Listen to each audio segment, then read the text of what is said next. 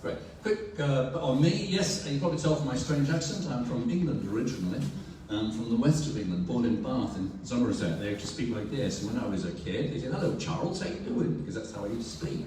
Then I got sent off to a posh school and I spoke different. Now I don't know what I speak like, because I left England in '89, over 30 years ago. I went to teach in Singapore. I met my lovely wife Lisa. I came here finally in '97. Why come to Perth, I hear you scream? Well, have you grown up in England? Exactly. So you don't want to live there, do you? You want to live here. Beautiful. And COVID has just about explained exactly why we all know that Perth's the best place to live. Gorgeous. So I came here in '97, ostensibly to do an MBA, because I thought I was going to be a headmaster one day. But I came out of the MBA, I was back teaching, but after about a term of that, I was literally bored to tears, and I thought, no, I want to go and do something else. And before we had kids, I was walking down a beautiful beach in Esperance, beautiful white sunny beach with Lisa on Easter, I think '99, and I stopped in the tracks, and I'd been a bit quiet for a couple of days, so Lisa knew something was up, a bit unusual for me, being quiet. And I said, look, I want to go and do something else, but I don't know what I want to do. And she said, well, I thought she was going to say, stupid idiot, you just got your MBA, now you've got your head of commerce at Hale School, carry on with your teaching career. And she said, no, go do it. And I must say, if you want to go and do something crazy like a tech startup, it's the most amazing thing to have a supportive partner. Love you, Lisa. And so I did, and in '99, end of that year, after graduating from the MBA, I set up AussieHome.com, which was very easily confused with Aussie Home Loans. People used to say, oh yeah, you're the Will Save You guy. I said, thanks for that. Have you seen John Simon? Thanks for confusing me with him. You know, the guy who took on the banks, Will Save You, that guy. No, people still used to walk into AussieHome.com and ask for a home loan. We could have done a very good side gig in home loans if we wanted to. But no, we were AussieHome.com. Remember the dotcoms? This was 12 years before SpaceCube. No co-working space, no accelerators. Bless you for starting an accelerator in prop tech. Why is there not more prop tech in Perth? I know, good, you're going to solve it. Awesome. But there we are. Nick and I, we launched off with AussieHome.com, made loads of mistakes, I'll tell you some of them. And we got the single thing we have to get right, wrong. And it took us 18 months post-launch until we discovered what it was. Don't do that. And I meet lots and lots of entrepreneurs, and I sit and I listen to their stories, and I'm going, they haven't got the single most important thing right yet. And then in 2010, took 10 years. You know, startups take a long time to ferment. What are we doing? Not quite sure. Startups are a sort of business looking for a business model, is one definition. We certainly were. And we finally got an exit to REWA, bless them, the Real Estate Institute of WA. They don't go around buying businesses. I think we're about the only business they bought in their 100-year career, but they haven't done it since. But I moved in, all the staff got jobs at REWA, and I ran REWA.com. It's a pretty good exit, cash exit. And then after 3 years, I went to Business News, and became CEO there. And that was, I suppose, the orange line, a traditional sort of swirly career around the world. And then the blue line is what I laughingly call now a portfolio career, which is when you haven't got a job, but you do a variety of things. So I do a variety of things. I set up my own company. I got a 3-year contract with Accelerating Commercialization, which was wonderful because funding here is a bit poor, to say the least. If you're a mine or a commercial property, people throw money at you, but if you're an early stage startup, they go, oh no. They don't understand it. So there's a lot of money in Perth, but it doesn't seem to work its way into the early stage. So AC is great because they do hand out about $40 million a year around the country. And Cheryl and I worked very hard for a few years, and we got quite a few deals here in Perth, which was great. But the greatest thing about that actually is then seeing what the companies do with the money afterwards and seeing them fly. That's absolutely fantastic. The average grant is close to $500,000, so a significant chunk of change. And in 2017, as I exited Business News, I had a beer with, bless him, Marcus Holmes, who's the founder of Startup News, with Patrick over there. Give us a wave, Patrick, in the blue shirt, there he is. And he actually started Startup News back in 2013, and I was at Business News then. I was aware of the guys, and by 2017, Marcus had sort of had enough, and he'd been writing all the stories and hadn't really got any revenue, and he was pissing off to Shanghai or something. And so I had a beer with him at Phil McGee's, and a bit cathartic. I said, what are you going to do with Startup News? I don't know. So can you help take it over? So I sort of did, and oh God, so doing that. And then thought, well, it'd be good to have a podcast, so we did Startup West podcast. Startup West was actually a party that Patrick had in 2014. Who went to Startup West party? Did you? No one? Yeah, Whether we butchered the logo and borrowed the name, and that's the name of our podcast. Who's subscribed to the Startup West podcast? Thank you, the loyal 6 people. The rest of you, what are you doing? Who's subscribed to startupnews.com.au? Gets our Friday 3 o'clock email. The rest of you, sort yourself out. Deep personal insult, I'll take that as. And then did a little bit of angel investing, and I've also joined 808 Ventures with Gary Macbeth to try and get some deal flow happening in Perth. So a variety of stuff, right? But let me tell you about the WA economy. Pretty big economy, $248 billion, and $128 billion is exported. That makes us a very, very open economy and very much reliant on international trade, right? And if you look at the WA pie, yes, mining is huge. About a third of our economy, $72 billion. That's a big number for a state with 2.5 million people in it. Just think, $72 billion. Nothing against the mining industry. Most other states and countries would bite your left arm off to have such an industry. All right? Very innovative, very big, very wealthy. And oil and gas, 50 million tonnes of oil and gas comes out of the Northwest Shelf every year. Government, we like our government, $30 billion, big sector, half as big as the mining industry. Holy moly. And yes, we love our property and we love our construction, which are about $24 billion each. And then we have a little bit of ag, just a little bit of ag, $7 billion, quite sizable, agriculture. That's the WA economy. Pretty much 2/3 of the economy is there. So yeah, we're rocks and crops. We dig stuff up the ground and we ship it off. And we like government. Not much mention of early stage tech in there.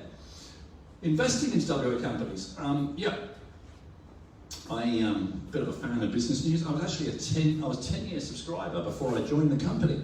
It reminds me of that Remington steel ad. Remember the guy in the 70s?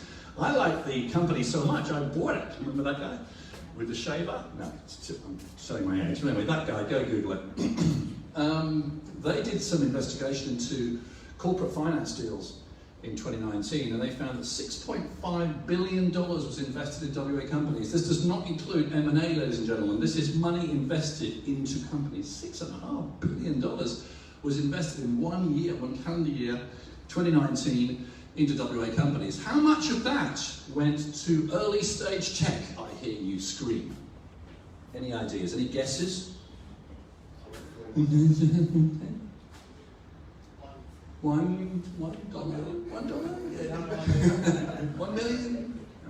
Not very much. I have actually written there on the right-hand side. So while $6.5 billion was invested, how much went to private tech?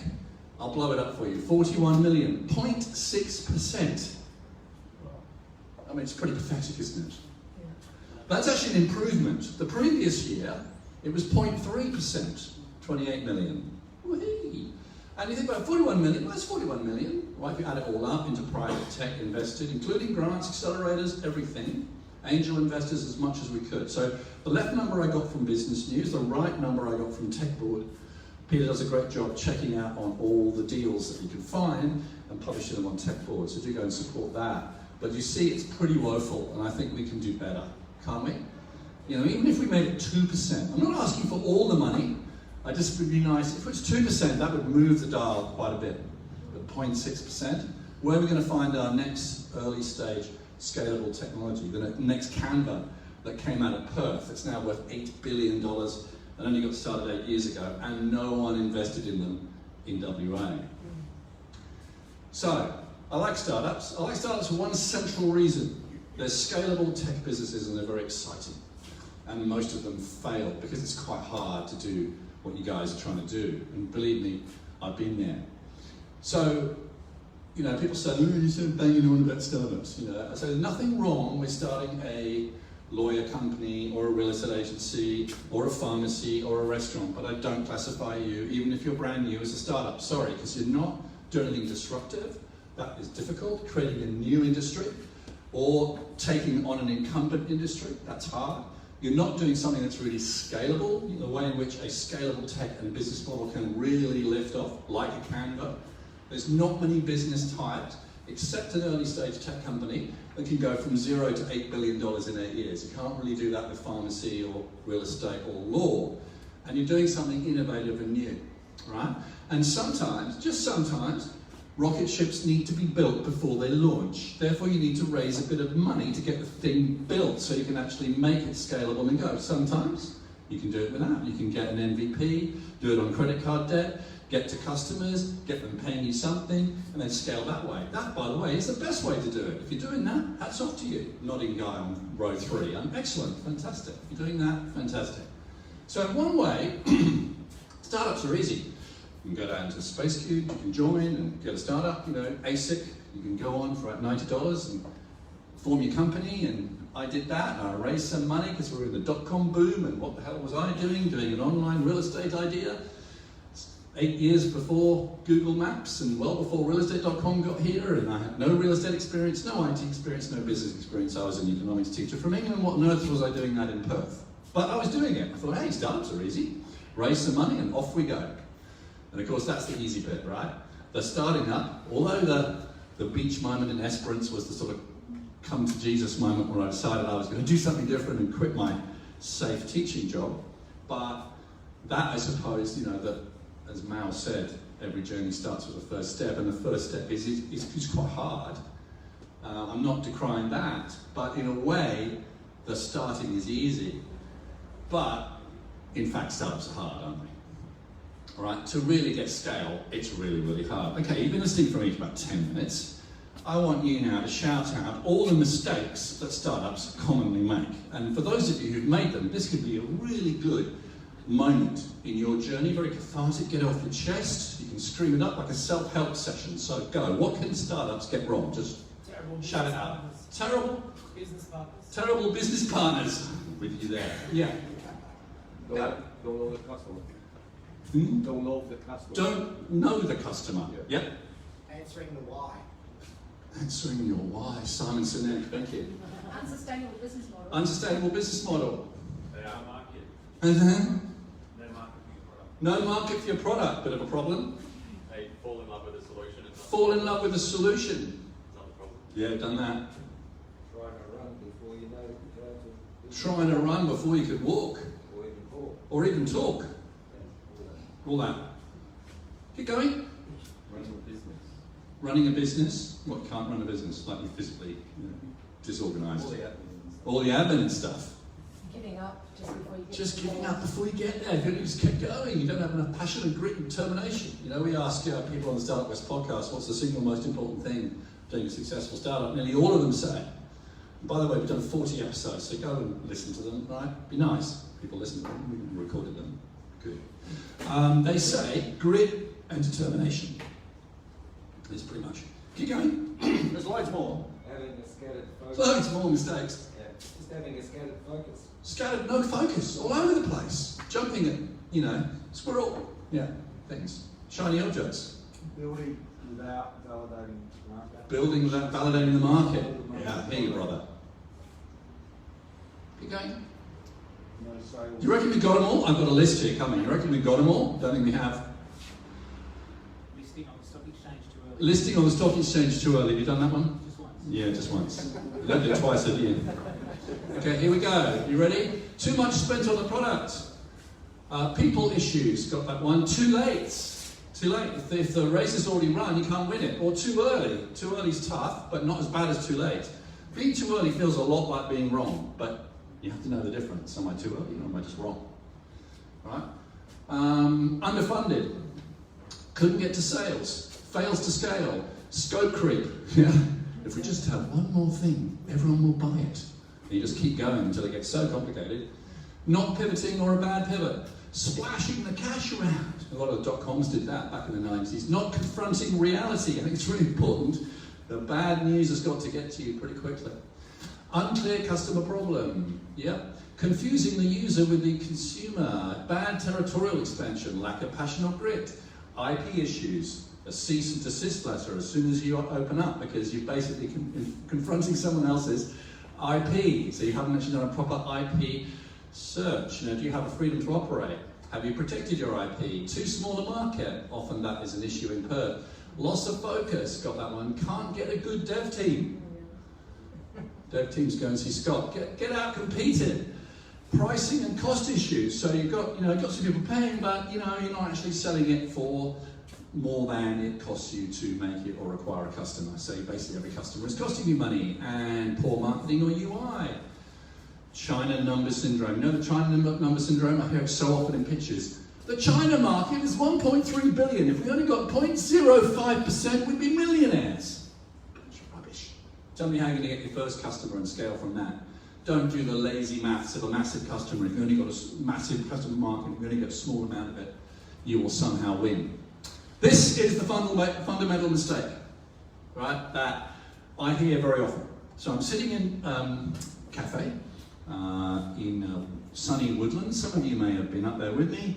Sat at the cafe overlooking the lake, and I'm listening for about an hour because I want to get the founder and entrepreneur in a nice neutral environment where they can calm down and tell me what they've got and if I can help. And off they go. Having a coffee, me with my skinny flat white, and I'm just observing. And for about 20 minutes, often, I'm afraid, I haven't heard who the customer is. I have no idea who the customer is, and I don't know why they're going to pay this person any money because I can't see a problem that this is solving for the customer. And often these guys, I've had 2 in the last week, they have spent hundreds of thousands of dollars. I mean, in one case, $300,000, and they haven't got a product yet. I can't even imagine the customer or how they get any revenue, and they're asking me to raise another $900,000 for them. Ouch. And I got this one wrong, fundamentally wrong. And look, you can go and do an MBA and have 20 years in the startup community and do startups and write about them, invest in them, and blah, blah, blah, blah, blah. But the single most important thing is this. And so many people get this wrong. You can make all the other mistakes or not make all the other mistakes, but if you don't get this right, you're done, right?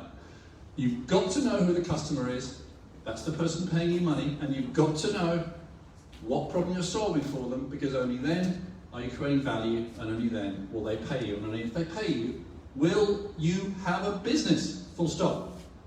If the only thing you remember from this talk is this, can you please remember this? Solve the customer problem.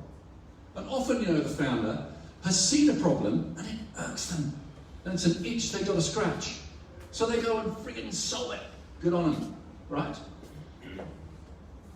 Because if you solve the customer problem, you create value for the customer. And by the way, if you create value for the customer, you don't even need to talk about price. Price doesn't even enter into it. You just talk value, right? So many people are flogging products to people because of features. Customers don't buy features, they buy solutions to problems. Because you're giving them value. Full stop, right? That's it. That's business. Why make it hard? That's it.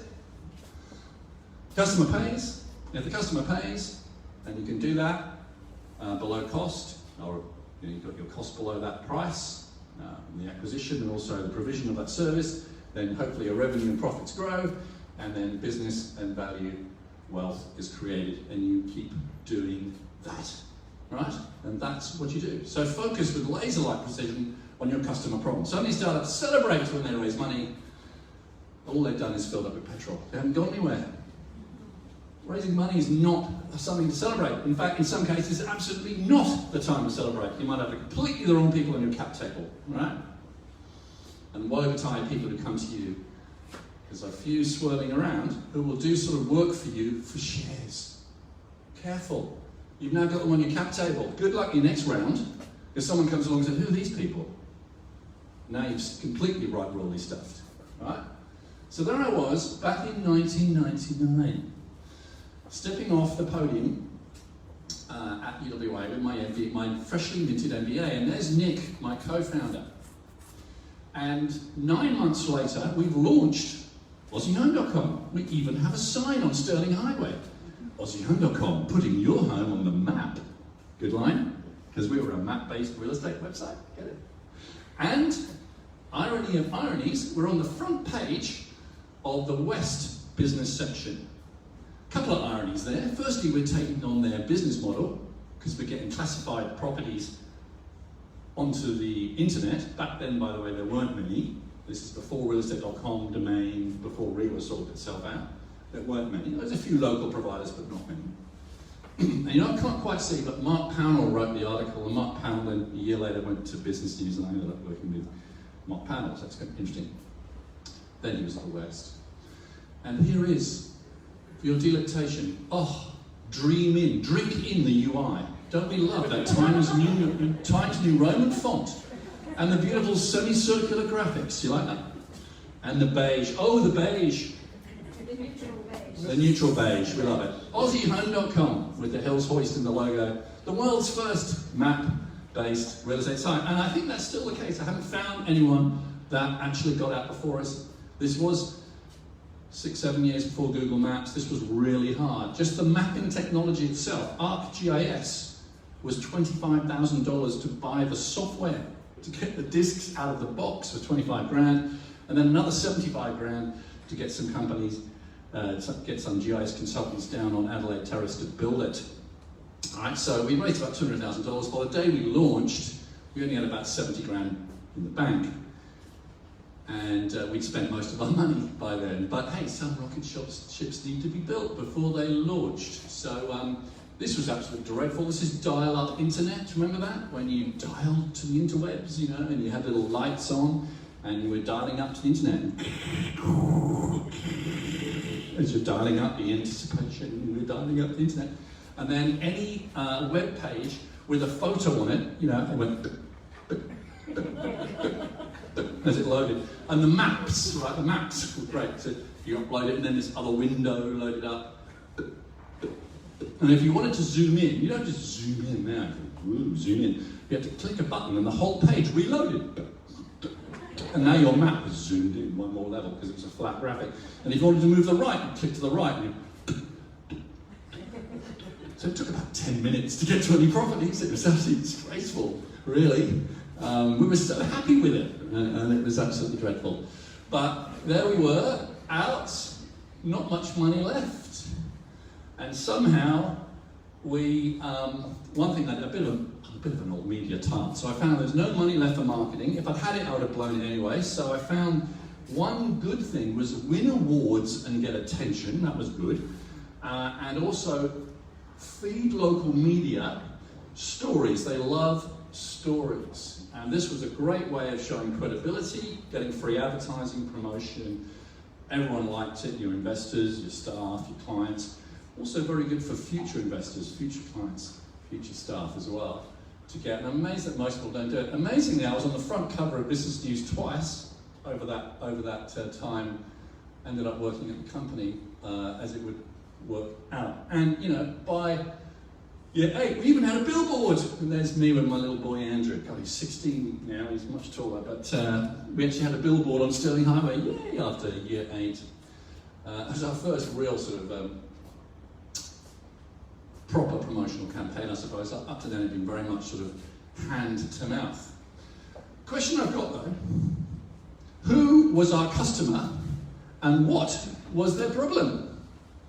Because we hadn't sorted this out, and it almost killed us in the first year to 18 months. Come on, don't be shy. Home buyers. Home buyers, that's what we thought. No. Homeowners? No. Real estate agents was our customers, right? We had come at it from, it's such a pain going around the home opens, waiting for the Saturday newspaper, cutting out the ads, half the ads didn't have the price, didn't have the address, not going to play those games of ringing up the real estate agent, then they got their claws into you, I'm going to go to the other properties, go around the home opens with Lisa, week and week and week of doing that, waiting till the Saturday paper, out it comes again, 125 pages of classifieds, charging around the home, oh my God. We built a site for home searchers, rental searchers, right? But they weren't our customer. Our customer was real estate agents who were listing the properties on the site. What's their problem? Expensive marketing and standing out. Expensive marketing and standing out? No, interestingly. Finding their customer. Finding the customer? Who do you mean finding their Yeah, customer? yeah, Who's their customer? Tenants and No, buyers. no, we got it wrong, I know. It's like, oh, it blows your mind when you find out the answer. You see? It's very interesting. What is the problem of real estate? It's not selling properties. Properties sell. Buyers buy properties. Renters find properties. You can find properties. No one has the secret sauce of selling properties. What is the real estate agent's problem? What keeps them up at night? What wakes them up at 3 o'clock and gets them angry and they stay awake and they lose sleep over it? So many of them? There's so many of them, but they're sort of getting warmer. What will they walk over their grandmother's grave to get? A sale. No. Properties sell. If you price and present it within 30 days, it sells. If it hasn't sold in 30 days, you haven't priced or presented it correctly. They can't control the market. The market's the market. They want people at their home open. They want people at the home opens. Why? No. Market. It's really surprising when you find out the answer. More people turn up, more likely it is to sell. No, they're not worried about the sell. They're not worried about the sell. It will sell if they price and present it correctly in 30 days. What do they want? Listings. Who said that? Gold star. It's all about the listing. Here's Scotty Way. Look at his advertising, Scott in Bundaberg. Well, first thing I noticed, he's stolen the Amazon thing, which, Scott, you're not supposed to do that, Scott. Bundaberg's top-selling real estate agent. Over 400 local homes are being sold by Scott Way. Free, no obligation, market appraisals, over 10 years experience in selling. Who's he trying to attract? Who's this advertising to? Sellers. Owners of properties. That's what he wants. That's what they spend 70% of their time on, trying to get listings. Because if they get the listing, they get a 90-day exclusive on the property. They get the commission, 2.5%. Done deal. Properties sell. Buyers buy properties. Renters rent properties. It's all about the listing. Sort out the customer problem before you start your website, before you spend $70,000 on mapping, right? But we spent 18 months bashing into poles and almost, you had 2 deaths, right? Almost, we were like hours away from shutting up. It's about the listing. And if you ask real estate agents, quietly, off the record, they will admit it is about the listing. They have a saying in real estate, list and last. That's what they're competitive over. They do the home opens, I reckon, as much to sell the property as to advertise themselves down the local street because they know the sticky neighbours are coming in to have a look at the new renovation. And about most people sell a house every 7-9 years. That nice, smart real estate agent they saw will get him in to do an appraisal when we're ready to list our property. They need to get in that interview in the 2 or 3 or 4 real estate agents that are going to the interview. Then they've got a shot at getting the listing. If they get the listing, they get 100% of that commission because they sign a REWA form and that gives them exclusivity over that commission. Boom. That's what it's all about, listing. And you think about it, look at all real estate advertising. It's all about them, isn't it? It's all about their brand. It's all about the person. And it suddenly makes sense. So, the light bulb moment. How do we find this out? Well, we interviewed lots of real estate agents. We got them in. One of the best things we did in the early years was actually get real estate agents into our office, usually at the end of the day, half a dozen of them, put wine and chips and dips on the table, and go, tell us your problems. And we'd sit there with a clipboard. Oh, and they'd unload. Best thing we did. Best thing you can do. I meet startups and they've barely had any conversations with their customers. What? You should be spending most of your time with your customers and interviewing them and finding out their problems. A problem that they're willing to pay you to remove. Full stop. That's it. Right? That's what you should be doing. So helping agents get listings. We did websites. We did social media later. We did apps later. Anything to make them look sexy and good in the interview. The listing interview. Because that's what it's all about in real estate. Getting the listing. Whether you're a property manager and you want new properties to rent, or whether you're a sales guy and you want new properties to sell. And after 10 years, we exited to REWA, which was a great exit. Mark Powell did our exit thing. It's nice at top and tail. So in conclusion, decide who the customer is, work that out. Customer, is the person paying you, not necessarily the person using your app. Right? Big distinction. If they're not willing to pay you, they're not a customer. Moving someone from $0 to $1. I remember Claire McGregor saying from AppBot, the wonderful Claire, saying there's a lot of friction in moving someone from $0 to $1. It's much easier moving them from $50 to $250. So, the person paying you is the customer. Discover what their problem is. They'll pay you to remove it. Then you only talk about value. And if you talk about value in any business, that's a great conversation to have. If you're talking about price, you haven't sorted it out. Don't get into price wars. Don't try and have a battle with your customers over whether they should pay or not. Talk value only and solve it. Now, go build a great startup. Thank you.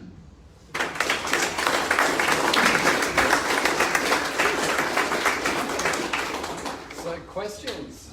And while you're thinking of a question, tomorrow, talked about Brodie and the Hack for Mayor. Tomorrow at 5:30 in here is a celebration and the results of the Hack for Mayor. And it's a free public event. So you're all going to be here, yes? To support him. Because there's one thing we can do, unless you've got bundles of money and you can fund more startups, but there's one thing you can do for the local startup community is get this guy elected, Lord Mayor. The only person who's running, who's actually run a business, built community, during a time of a downturn, and actually knows how to activate space. Do you think Perth needs that sort of person as a Lord Mayor? Absolutely. So let's get behind Brodie. And when you've got a good team, it's very often you can give it and leave it to someone else to do. But if we all do it, if we all do something, guy needs 3,000 votes, he's in, right? Let's do it. And it's all happening in the next 2 months. So I think the ballots go out mid-September, mid-October, it's announced. And if you can even be a voter yourself, great. If you can register to vote by the 28th of August. All right? Okay, questions? And if I can help in any way, there's my details. Happy to have a coffee, but you better know your bloody customer problem and how you're going to solve it. So, Yeah. No. Okay.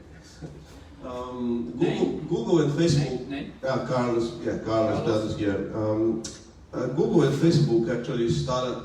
They didn't know their customers, and they have to build a large community before they discover them. And they are just a marketing company. They are not searching company. They're just marketing company. So how that is applicable to those big startups? yep. Look, I've got various answers I can give you there. I think they did understand their customer and they did solve a problem. So let's take Google, right? It's, as I think it was once described as, Google's like this, they've got a moat of free, but they've got a massive search engine.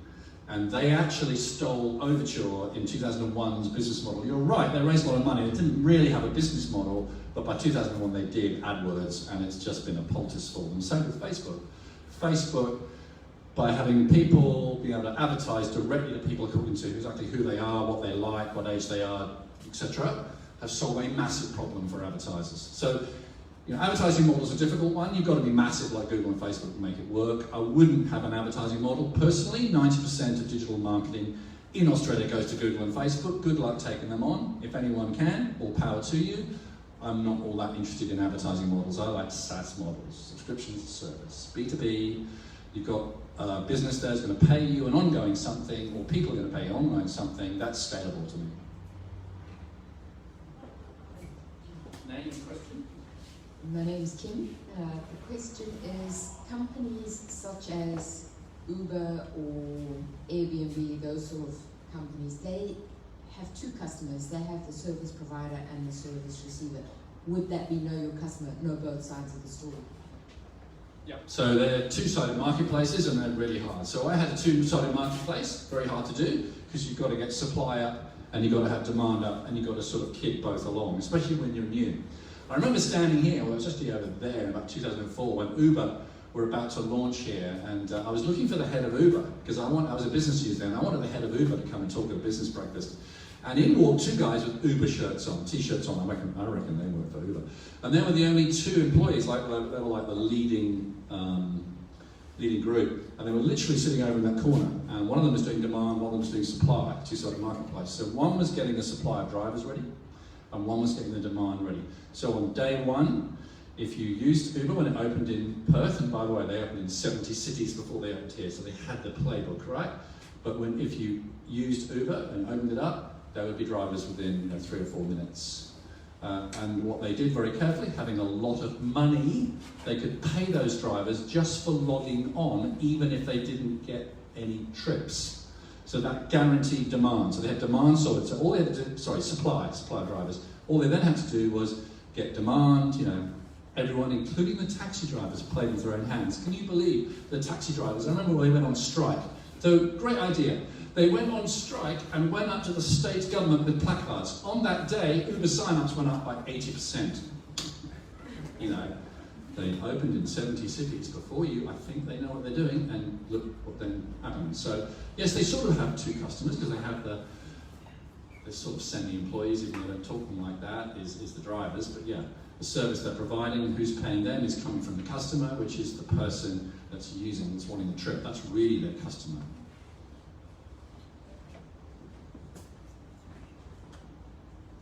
Hi, my name is Vic. Vic. Yep.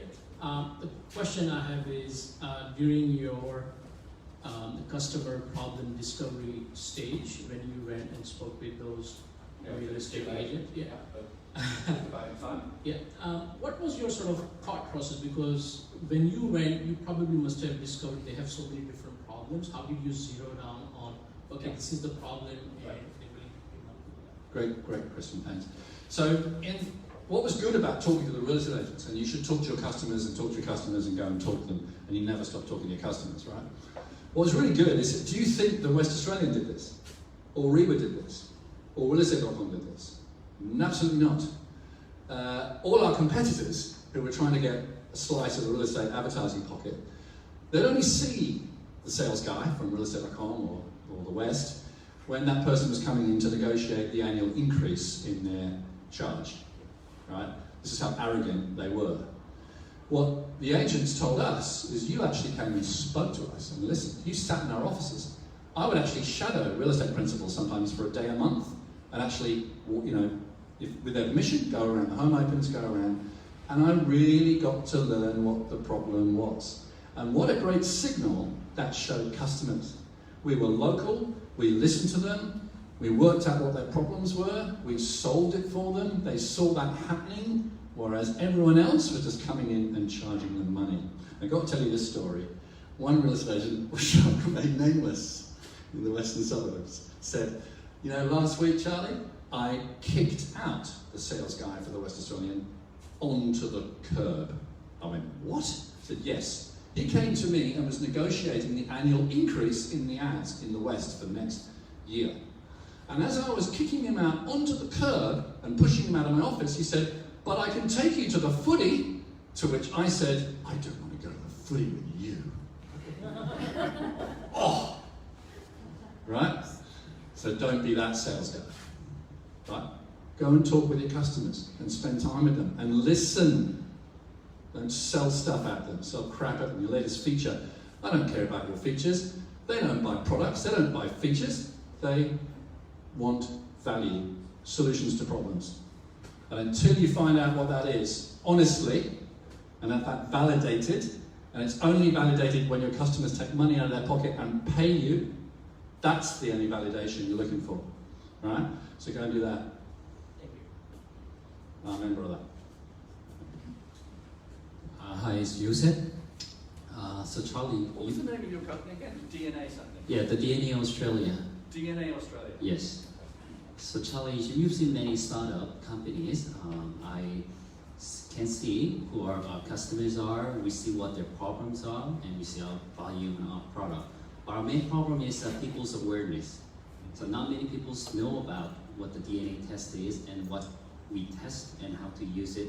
How would you suggest to increase their awareness? Well, that's a big question.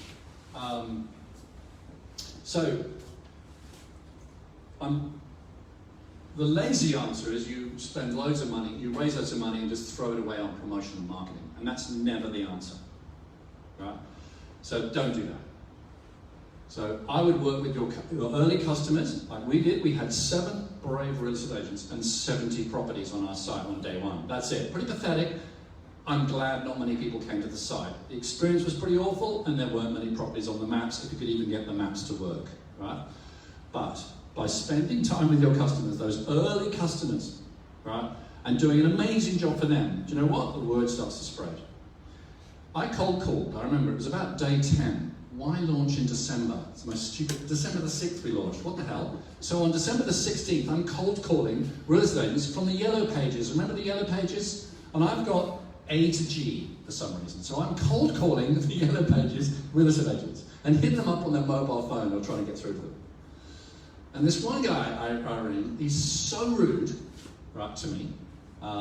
He basically said, but with a few expletives, stop talking, email me 1 paragraph what you're doing, what you're selling, and if I'm interested, I will contact you. Don't contact me again. Rude man. 9 months later, he walks into our office with his listings, like brochures, and he puts them on the desk in front of the receptionist and goes, I need to be on AussieHome.com. How do I get my listings on? So I walked out and said, hello, George, because that was his name. And still is. Hi, George. Nice to meet you. He didn't remember that he'd been really rude to me. And look, they're human beings. You never know what would have happened 10 seconds before I rang up. And he might have been badgered all day, his daughter might be sick, just lost a listing, whatever, he's a human being. By the way, cold calling is great. Don't worry about it. So write a passage, do it. Worst case scenario, 1 more customer, potential customer knows you exist. You're not going to do a sale over the phone necessarily, like that. They're not going to, oh, thank God you called. I wish I've been waiting for you to call. Please have my money. It's not like that, right? Worst case, you are no better, you're no worse off than before you pick the phone up. So pick the phone up, right? And call customers and talk to customers and work with your early customers is the short answer, but yeah, I could spend some time with you. Son of Andy Lamb, Dylan, how are you? Dad couldn't make it this morning. One of the tech startups that you're involved with, BidSense, I'd love to hear a bit about them, give them a bit of a plug, but what's their customer and what problem is that technology or that business solving? There's a Dorothy Jigsaw for you, thank you very much. How are we doing for time, you right? Probably last question. Last question, all right. Yeah, look, came across, you always want to do this when you're working in government funding, is you come across the entrepreneur in the back blocks of Welshpool in some nondescript street, and as you open the door, inside bits of machinery and stuff, like lying on the floor. And emerging from behind one of them is a guy wiping all off their hands, going, hello, Charlie, nice to meet you. And look what I've invented. And he's got loads of stuff all over the place, invention and bits of machines. I've got an ice cube making machine over there, I've got a wind time bird over there, there's a big bloody vehicle over there, what the hell. So I met this guy, Josh. Very interesting bloke. And I could see what he had wasn't quite right for AC. But we sort of kept in touch. About a year later, coffee shop, I said, I've got this one idea. You know that 30% of our recycling that we diligently put in our recycling, it gets recycled, and 70% goes to landfill anyway. And in some councils, 100% of recycling just goes to landfill. By the way, that's bad for the environment, and China stopped taking our recycling. And also, it costs the council sometimes 10 times as much per tonne to put stuff in landfill as it does recycling. So it's in their interest to make sure their recycling is recycled. And I went, that sounds like a big customer problem. Yes. Have you got a solution? Well, yes, I've got a little gadget that can smell the recycling, can smell any gases that are in there, can smell if anything is contaminated. And I'm going, that's a nice little idea. Wonder if that'll work. So I've been working with them, and me and a mate put a bit of money in, and we're now having it trialled by the city of Yarra in Melbourne. So we're the rubber's hitting the road. We've actually got a paid customer. Yay! Little old binsense.com.au. So a massive problem, good for the environment, so you'd love it. Great, I mean, Naren and those guys, they're great, right? You know those guys. So give them a go, off they go, and see if we can scale that, because there's something like 40 million bins in Australia, And we've spoken to councils in the UK, in the US, in New Zealand. This is a global problem. Absolutely, recycling market is completely stuffed. And there's lots of people that can do whether the bin is full or not. That's old technology. What I like about this is you've got technology that can actually smell whether there's contamination in the recycling. So you can decide whether you're going to pick it up or not, whether it's going to contaminate the truck, whether it's going to contaminate the recycling centre, or just clean and treat it, right? And make sure that most of our recycling is recycled, because at the moment it's just not sustainable. Where are we going? Thank you. My name's been Charlie Gunningham. Thanks very much. Wow.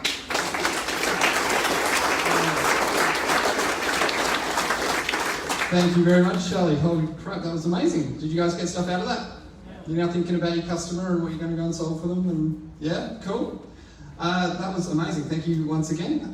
So we're here every second week. In 2 weeks' time, sorry, I can't tell you what we've got on, but it's going to be really good. Dave's organising that one, and we'll get the details up really soon.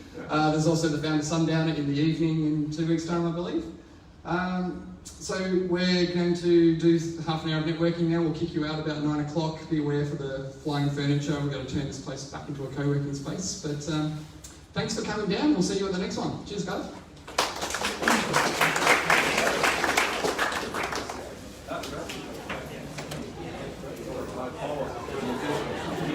He has it right.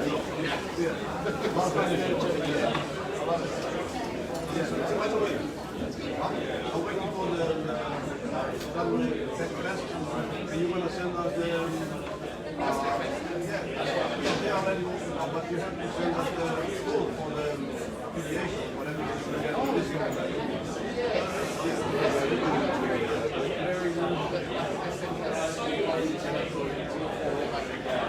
Is that right? Because I like to